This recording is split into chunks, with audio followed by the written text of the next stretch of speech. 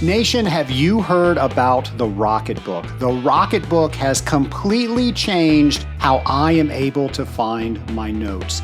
Last year, when I cleaned my office, I had accumulated 14 legal pads full of notes for the year 2020. Well, I cannot find anything in those 14 legal pads. The Rocketbook allows you to take notes in the same way you're used to, hand to pen to paper, and you can then scan that using their app and you can search your notes. You can go look for that last time you interfaced with that customer, put a few keywords in there, and it will pop up. This is a complete game changer with how you take notes and especially with how you do account surveys. Go to our affiliate link, scalinguph2o.com/Rocketbook to get 15% off your first order of $20 or more. Welcome to Scaling Up H2O, the podcast where we scale up on knowledge so we don't scale up our systems. My name is Trace Blackmore. I host this podcast. And Nation, so many things going on this year. We're just starting out the year, and I want to make sure that you mark down in your calendar the things that you can do this year that are going to help you think differently, that are going to help you meet new people, and help you get things done. And something coming up on February 9th is the National Groundwater Association. As hydrology varies widely across the United States, the primary jurisdiction over groundwater development rests with the states. That means each state is unique. This webinar series explores the issues encountering each of the 50 states, one at a time. If you want to find out more about this conference, go to our show notes page and we'll be sure to have all that information as well as a link for you.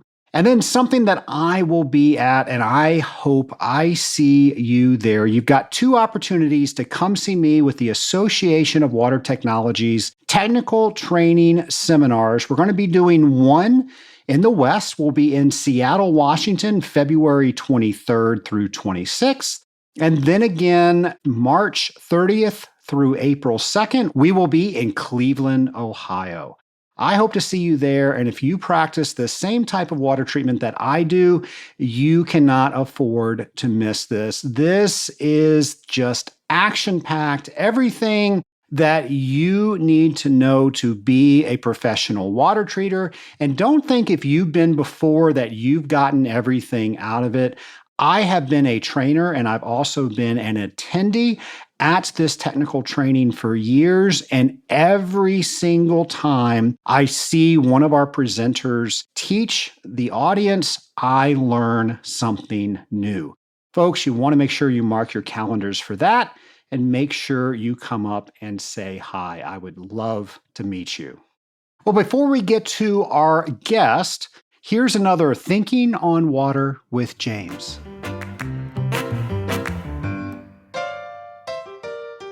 Welcome to Thinking on Water with James, the segment where we don't give you the answers, we give you the topics and questions for you to think about, drop by drop.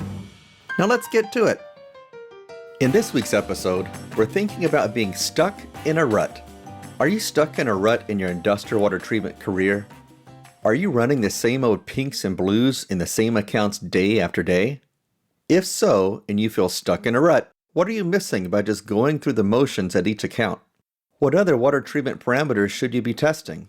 What other value-added projects are just waiting to be done that you currently cannot see while stuck in a rut?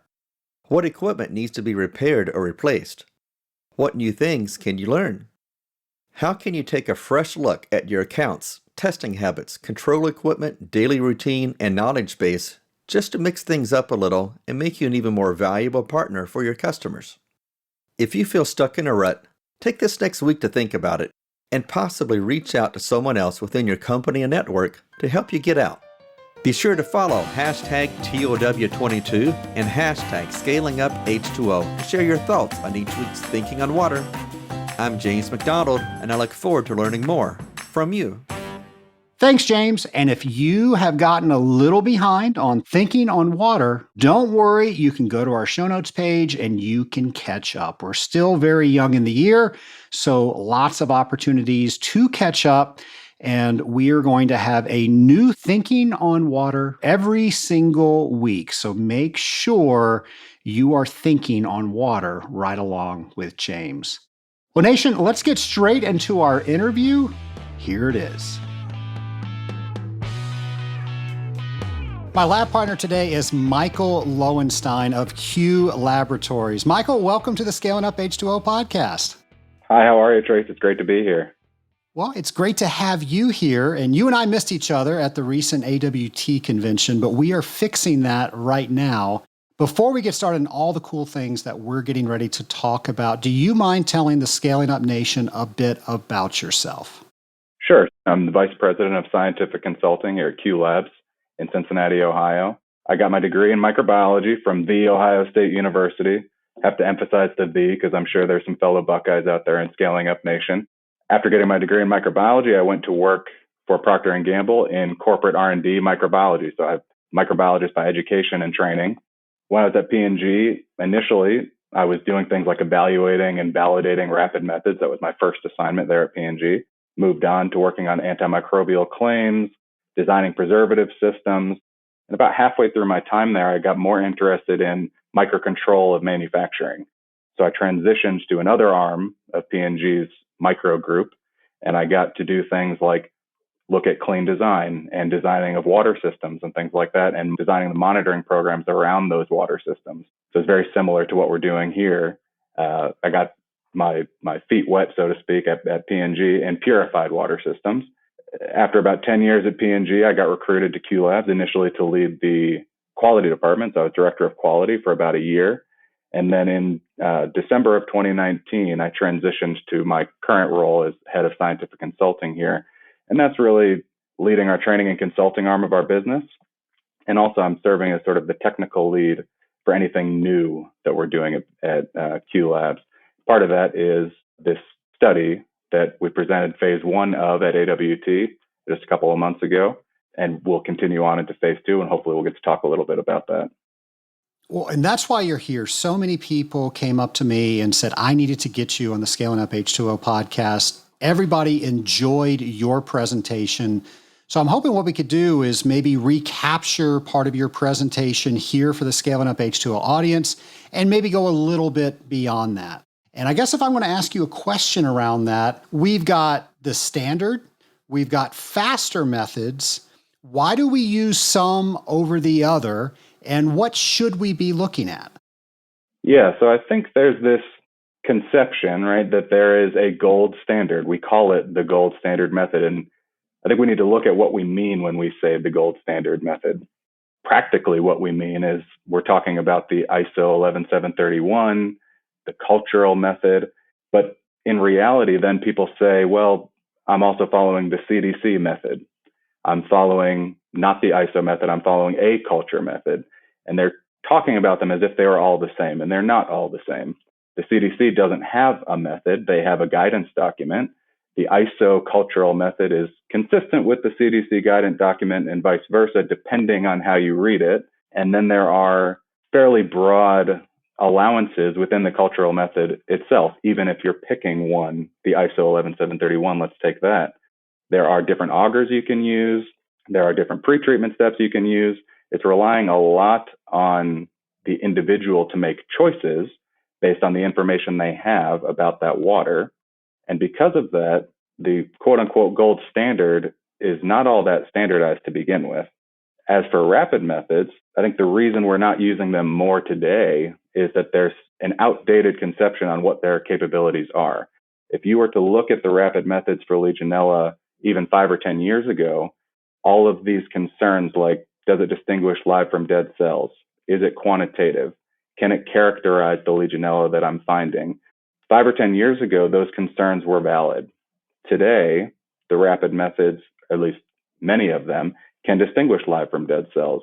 They are quantitative and they can characterize the Legionella to some degree. And so I think as we talk about the capabilities of these more modern PCR technologies, it is a more legitimate question to say, hey, should I be using this as part of my routine Legionella testing strategy as part of my water management plan? Let's break down some of those things. I want to make sure everybody's following the conversation. So I know there's different ways to do the culture method. Generally, what is that? And then generally, what is the rapid method? Sure. So the cultural method is easier to talk about as one thing, even though I just said there's really several different places you could be getting your information from. Really what we're doing is we're taking the water sample and we're almost always going to filter that, some volume that the water treater is going to provide, whether that's 250 milliliters for routine monitoring or 1 liter maybe in the event of a case investigation. We're going to filter that and we're going to plate it out on a fairly selective agar BCYE with antibiotics in it. We plate it on BCYE alone and then also on BCYE with some antibiotics because in addition to Legionella being present, there's all sorts of other microorganisms in the water that make it difficult for us to see that there's Legionella there. If we expect that there's going to be a lot of background there, or if we've already tested that water and we know that there's a lot of background there, then we have the option to do these pre-treatment steps where we can treat with either acid or heat to try and knock down that background bioburden, the non-Legionella microorganisms. There's some problems with that, which maybe we'll talk about. The rapid methods, on the other hand, they're not looking for growth, which is a big benefit of them. The cultural method, of course, we need the organisms to be culturable. They need to grow on the plate. The rapid methods, and let's just take PCR as the example that we'll use, that we'll discuss today, since that's the study that we presented at AWT. We're looking for the genetic material, specifically the DNA of the Legionella or the Legionella pneumophila or the Legionella pneumophila serogroup 1. We're looking for that genetic material. So we don't need the organism to be able to grow. So we're capturing more of the viable Legionella that's there, and we are using an instrument to count copies of the genes from those organisms to tell us how much of that Legionella is there. So it's still a measure of how much Legionella is present. It's just looking for the genetic material instead of colonies on a plate. Now, you mentioned the rapid tests, the qPCR tests of today are much superior than those of yesteryear. Speak on that if you don't mind. Yeah, so it's easy for us to forget in this rapid-paced society that PCR has been around for a long time. Right? This is not a new technology. And the PCR of yesteryear, as it were, was only looking for genetic material. Right? It was finding the DNA sequences that we're looking for, making copies of them, and then you had to take that genetic material and either make educated decisions with it or do some follow-up analysis with it. And it was great for certain purposes, but it left the water treater with these reasonable questions. Well, okay, hold on. Genetic material is not alive. So if I'm counting genetic material here, I'm going to count that from both live and dead cells. That was true with those older technologies. The more modern technologies, we've found ways to discount the genetic material from dead cells. So now the more modern PCR technologies are only counting the genetic material from living cells. So now when you get a positive PCR result, you can be sure that there really is live Legionella in that water sample. So if we use that method, how defendable is it, since so many other companies are saying the CDC is recommending the culture method or the ISO method, we're going to follow that? Where do we stand as water treaters with that? Yeah, well, I think that's another misconception. The CDC doesn't really make a recommendation typically, particularly around routine water monitoring. They want you to be using a validated method. They want you to be using a method that works. These methods have been validated. That's a major part of our business, is acting as the independent validation lab for these methods on their way to market.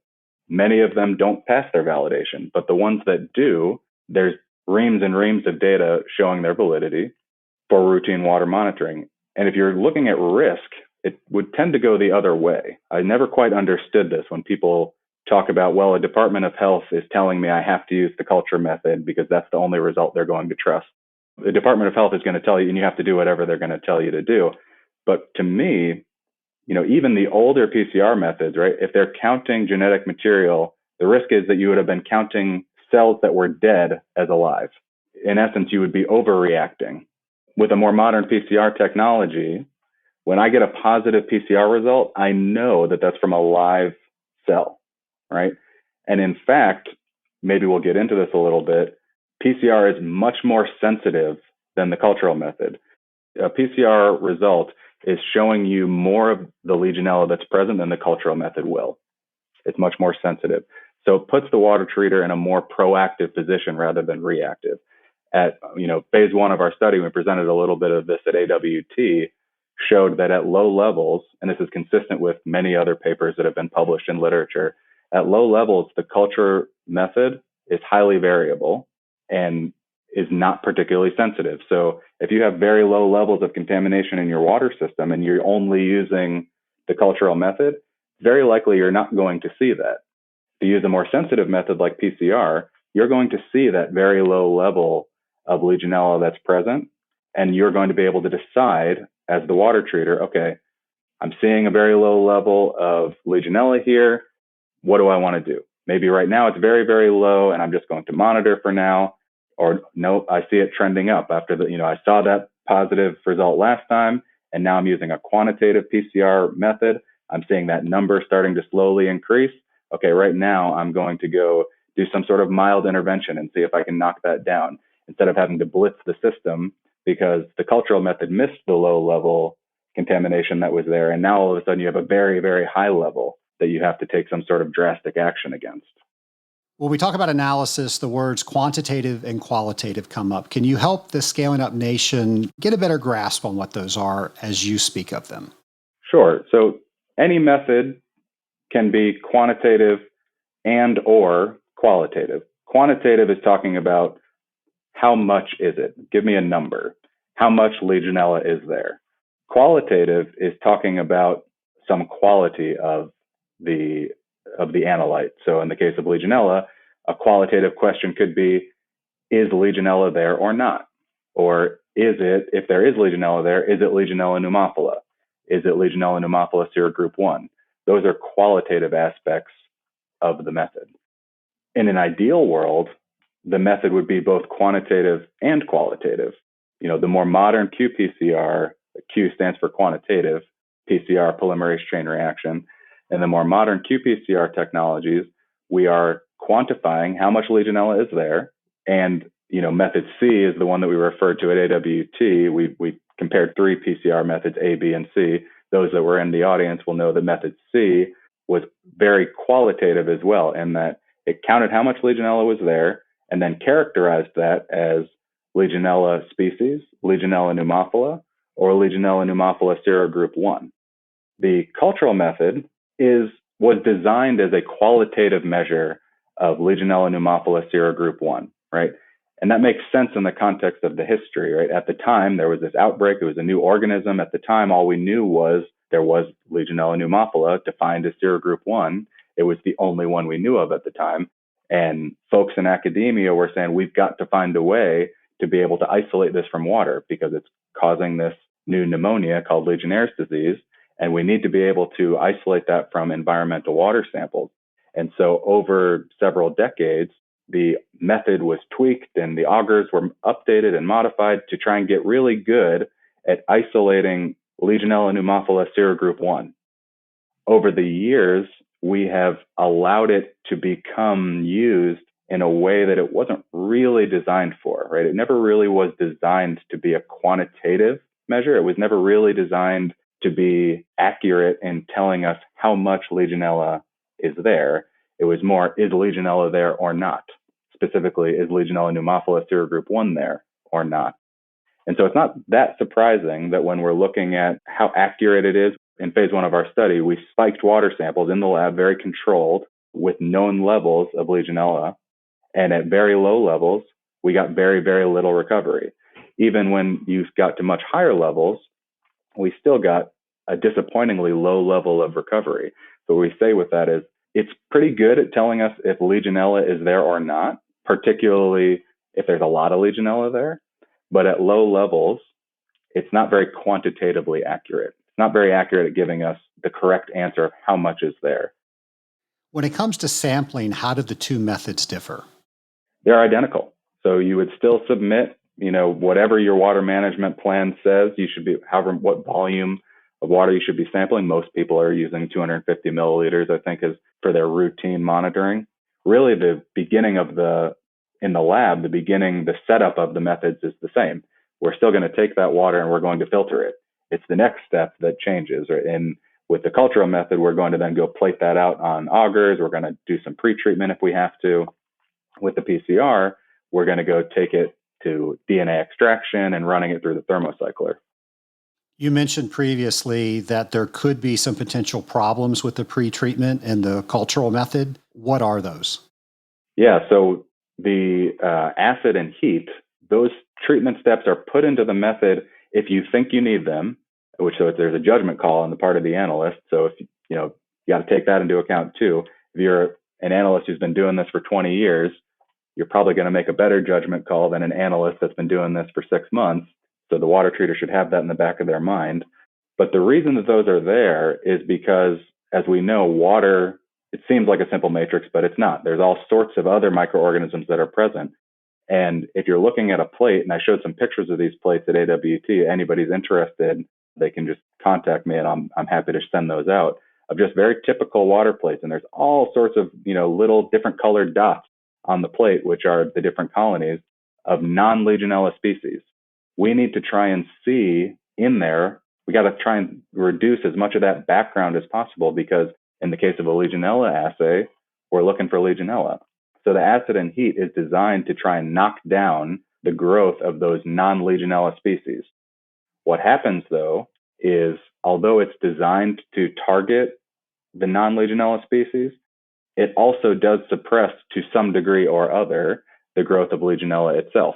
So there's different estimates out there in literature, but upwards of 50% or more have been reported of the initial Legionella population being reduced just by the pretreatment. So that's the same as with the augers themselves, right? We also put in antibiotics and other things in the augers to try and suppress the growth of non-Legionella species. It's also inhibiting the growth of the Legionella itself. Over the past year, with so many people getting COVID-19 tested and that test being PCR, has anything been learned when it comes to Legionella? That's a great question. Not so much that things have been learned. I think that it's raised the awareness of more people to the existence of PCR, and it's got people talking about what PCR is. That's for the general public. And so I think there's a lot more water treaters saying, well, hold on, I'm here. I used to hear sort of whispers about PCR technologies and I wasn't that interested, but now I'm hearing PCR on the news every day.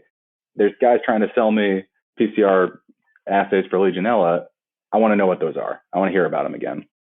On the other side, I mentioned that at Q Labs, big part of our business is doing these independent lab validations for these test kit companies. And they have been developing PCR assays for a long time for all sorts of different pathogens. And they sort of were running pretty steady. Now there's a whole bunch more money being thrown into developing the best, fastest, most accurate PCR technology. And we're hearing both from the big, well-established technology companies, as well as there's lots of little startups popping up with their own little ideas on how to make it better. And we talk to these guys all the time and they want to know, okay, what does the water treater want? Tell us what the problems are, tell us what their problems are, and we will go to work trying to solve those. So there is a lot more interest and a lot of money being thrown around as a result. I don't want to say just as a result, but, correlation is not necessarily causation, but it's definitely having something to do with all of the work around developing assays for COVID-19. Michael, is there any reason a water treater needs to be concerned if they're running a water management plan and they've been using the culture method and now they switch over to PCR? Yeah, the concern is just that the units will not be the same. And that's something that we hear all the time, right? The cultural method is, they're used to seeing units as CFU per mil. And I think everybody through trainings through AWT and elsewhere, folks have gotten very familiar with, okay, what is CFU per mil? What does that mean? Some folks have set action limits based on those CFU per mil results. PCR is not going to give you a CFU per mil answer. It's going to give you a GU per mil answer, or whatever volume you're testing, genomic units per mil, right? We're counting the copies of that DNA target sequence. So it's still a quantitative measure. It's telling us how much Legionella is there, but it's a different unit. And people always want to know, can I convert GU to CFU? Because if I could, that'd be easy. Then I'll just start using PCR and I'll just convert it. You can't really convert it. They are positively correlated. As CFU per mil goes up, GU per mil also goes up, but it's not a one-to-one correlation. And then also, it's really a positive, but I think it's something that a water treater should be aware of, is that it is very likely you're going to start seeing more Legionella than you were before. So we see people when they were using the cultural method and now they're starting to use PCR. PCR is much more sensitive. It is very likely you are going to see Legionella positive samples that didn't used to be Legionella positive.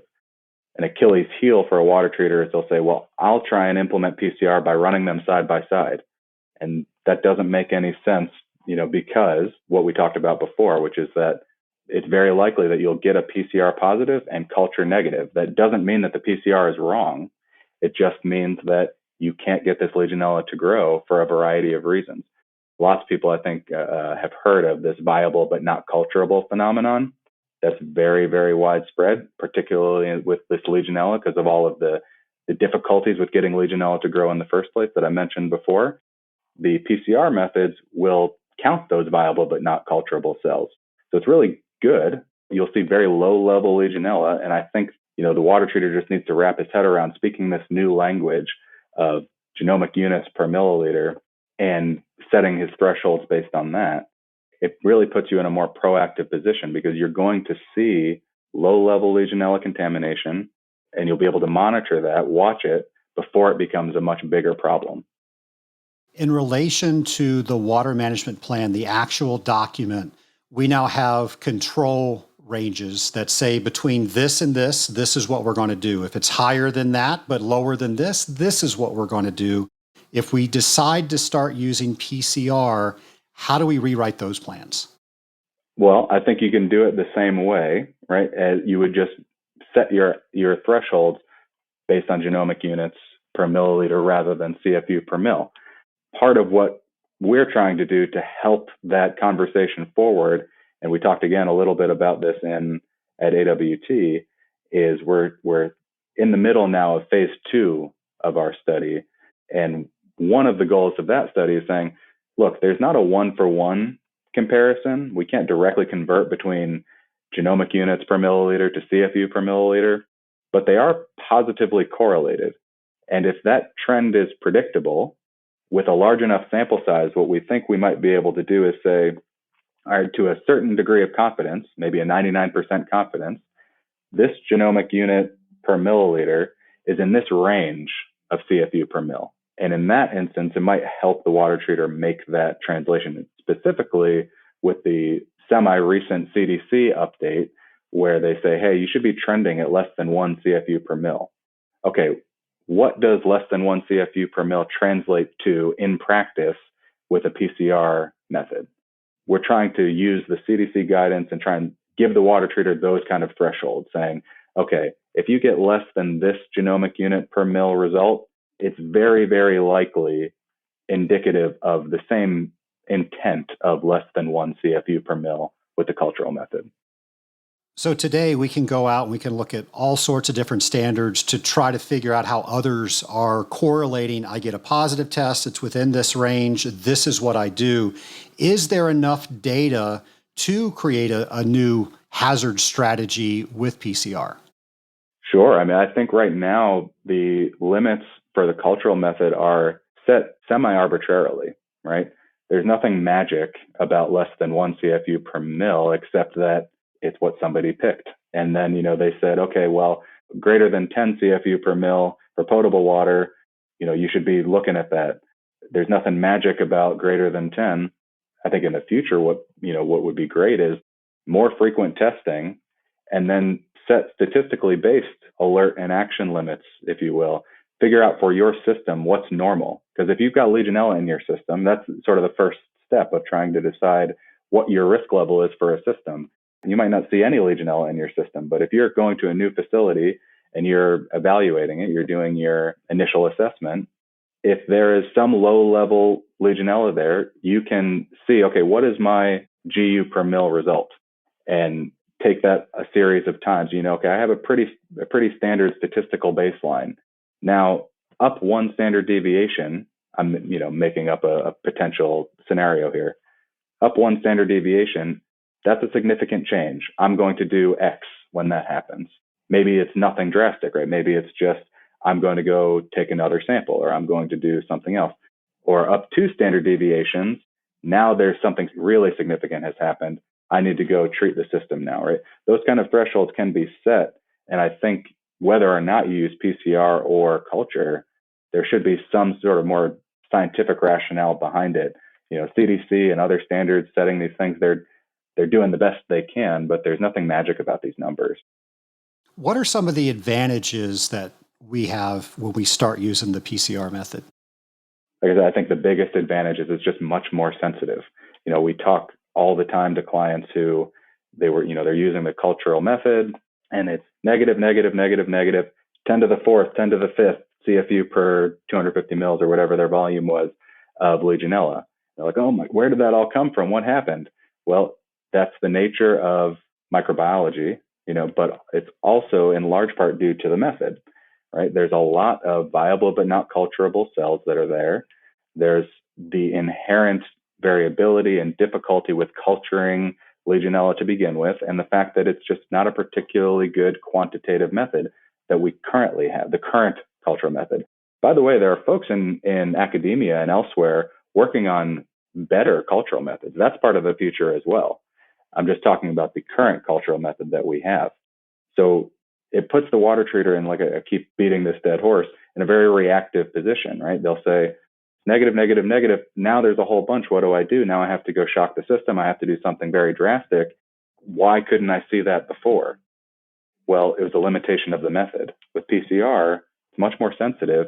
You're going to see low levels of Legionella contamination that's there. The concern before was, well, that low level of contamination was probably from dead cells, right? That problem has been solved. When you see that low level of contamination, it's from live, viable cells that can grow in your system, and you can watch that move over time. So it puts you in a much more proactive position as the water treater. You're not going to be so blindsided by these results because of the variability of the cultural method. With a precise, accurate, sensitive method like PCR, the more modern PCR technologies, you'll see this low level, you can watch it trend upwards, and you can decide when you need to take action. What about in respects to the length of how long it takes to get results back? How could I forget the most important pro and con of this method altogether, right? Everybody's aware of the main con of the cultural method is it takes forever, right? Now, if you're following the ISO method, if you're following it to the letter, I should say, of the ISO method, minimally it takes 7 days. But we all know it can take up to 2 weeks or more, depending on what you see. If you see Legionella and you need to do further characterization of that, it might take longer. The PCR technologies in practice take less than a day, right? Now we're going to tell you it takes a day because we need to receive your sample and we need to test it, and then we need to go, the report needs to be written, and we need to go through quality review and all of those things. So we're going to tell you what we say is next day results, right? We can tell you the results the next day. And so it's just night and day, right? If you're going to take a sample, especially, we've been talking a lot about routine water monitoring, but if you're doing a potential case investigation or you've got a positive and now you're trying to hunt it around this large campus or something, you don't want to wait 2 weeks for that to know, right? You want to know, okay, is there Legionella here or not? And is there a lot of Legionella there or not, right? Is there Legionella pneumophila here or not?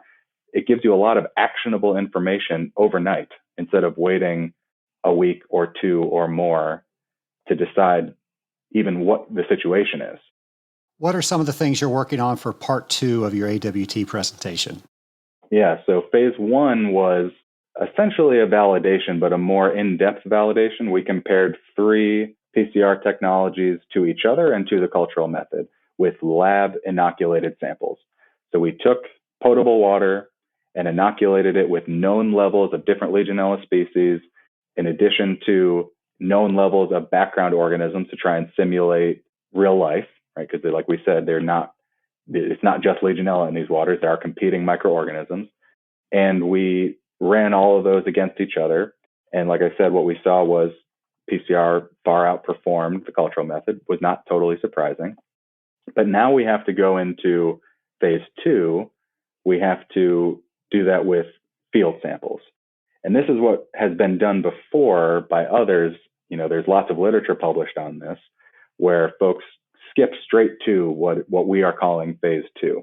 They're taking for granted that the test kit company has already done the validation that we sort of repeated in phase 1 of our study. And so now actually it's something I'll ask your audience to help us with is, we're a lab. We don't have access to a lot of these samples. So if there's anybody in the audience that is interested in helping us advance this conversation and they're interested in submitting samples as part of phase 2, we would love to have them. We are asking as many people as possible to submit samples because the larger the data set we can collect, the more robust statistics we'll be able to do, and the more we'll be able to advance this conversation. Because if we see the same patterns in phase 2 as we saw in phase 1, we're going to talk not only to AWT, but we're going to talk to ASHRAE and ASHE and CDC and say, hey guys, here's what we saw. PCR is, don't want to put the cart before the horse here, but it's more sensitive, it's more accurate, it's all these things. What else do you need to see before you're going to be more vocal in your standards or in your guidance documents so that water treaters feel less handcuffed around having to use one method over the other? I think it's important to note, we've talked to a lot of these groups already, and they say, well, we don't tell folks what method they have to use, right? We don't, they're free to choose what they want. And that's technically true, but then there's the reality that, okay, but in the industry, if you're not coming out in support of PCR, we're going to go with what we've all come up to learn as is the gold standard, because, I don't want to stick my neck out in any kind of way. And so we need folks to send in those samples. We're providing all of the sampling supplies. We're doing all the testing at our cost. There's no cost to the water treater, and the samples are blind coded when they get here.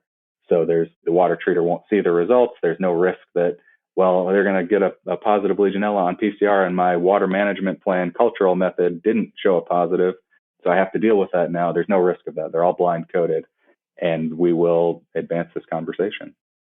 Well, I think we can help you with that. I'll make sure to have contact information on our show notes page. We've got a lot of listeners over the United States and also around the world, so I think we can definitely help you with that. Great.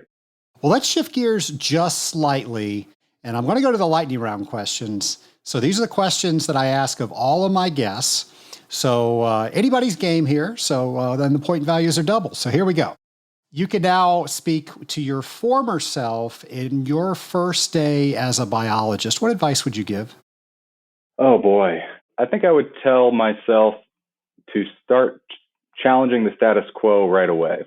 It's something that I do now, and I'm proud of that I do now. I'm often heretical, and it doesn't bother me now. But when I was first starting out, I was of the mindset that I think probably most people are when they're first starting out in their careers, that if there's something that's been done a certain way for a long time, there's probably a really good reason for that.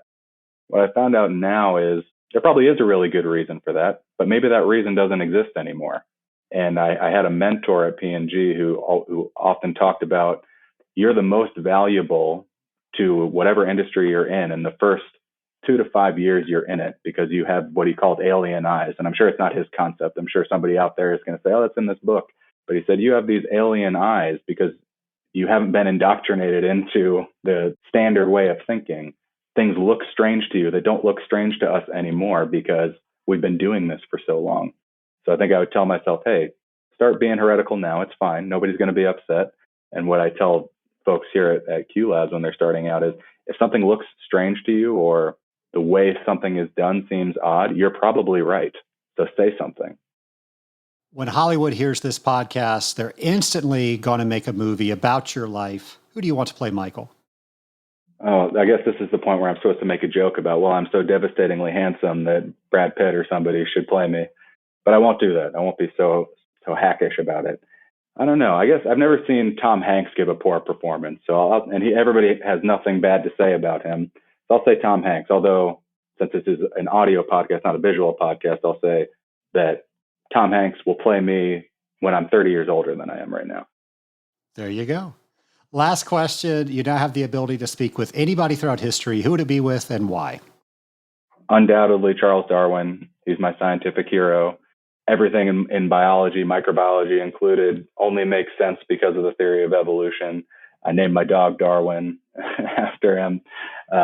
What he presented at the time was, I just talked a second ago about being heretical, challenging the status quo. It was a very difficult idea to pitch at the time.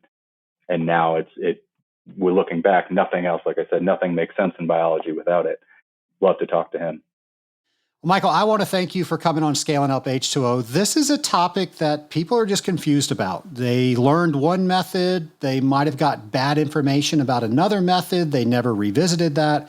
So I think this was very helpful in getting people to maybe reform some opinions they previously made so they can make some different decisions or maybe just decisions in the future.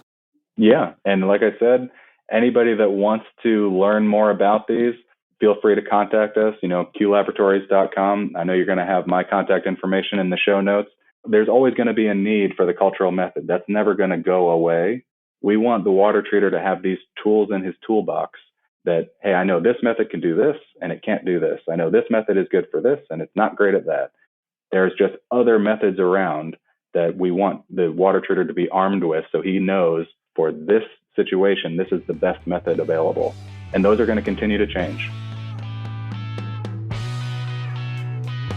Well, thanks again, Michael. I think we all learned a lot, and we all learned that there's a lot to learn out there.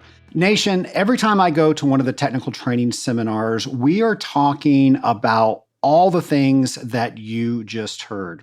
I think there's a lot of confusion around that, but there doesn't have to be. There's also a lot of good information. We also have so many incredible professionals that can help you understand the testing methods that we use and answer your questions. In fact, they might even be able to answer some of the questions you haven't even thought of yet. I hope that you listen to this episode and you start researching some of the things that you want to learn more about. Hopefully that means tomorrow you're going to know a little bit more than you did today. And as you know more, I hope you start teaching that to other people so they can learn right along with you. Speaking of that, I hope you also have an idea for me for the next show. If you do, please don't keep that information to yourself. Go to scalinguph2o.com and go to our show ideas page, or even better, you can leave me a voicemail on that same page and I will play your voice, your very own voice, asking your question, and I will get that answered on the air. Folks, I will have a brand new episode for you next week. I can't wait to talk to you then. In the meantime, have a great week, folks. One of the members of the group each week comes with a problem that they want to present. So this starts by that member describing the problem to the group and then indicating, what is the goal that they want to accomplish from, the discussion that's about to ensue. So from there, everyone will then spend maybe 20 minutes or so asking clarifying questions in which everyone is doing exactly that, asking questions, and the person in the middle then responds. There's no back and forth dialogue at this point, it's just clarifications. And then from there, once we feel as a group that the problem is understood and all the questions are answered, we move forward to providing recommendations. Each member of the group then, gives them insight and some feedback based on what they heard to the person in the middle, who finally then kind of compiles all of that advice and says, okay, this is what I'm taking away from the advice of the group, and here's what you can expect from me as far as tackling the problem and hopefully resolving it within the next couple weeks, depending on the scale of the problem. To find out more, go to scalinguph2o.com/mastermind.